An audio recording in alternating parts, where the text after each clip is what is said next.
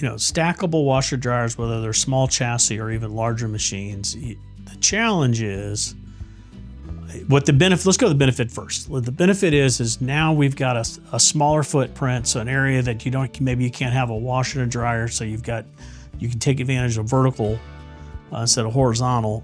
And so you could put in maybe some more machines than you could otherwise. So that's a real advantage, is having a washer on the bottom, a dryer on the top. Some of the disadvantages, now it's one unit.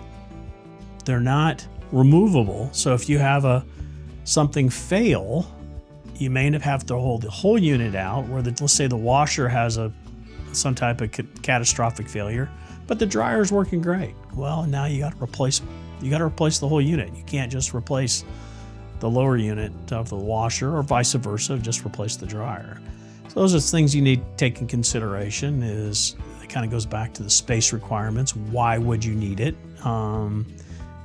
Is it something we recommend every time? No. It's a solution for a specific reason. They've done a nice job. They've got the small chassis machines, so we'll sell those into hair salons. We've sold them into assisted living facilities, kind of more of a residential type, but it's a front load washer and dryer. Robust, a lot better than a machine that you'd go buy at the local hardware store.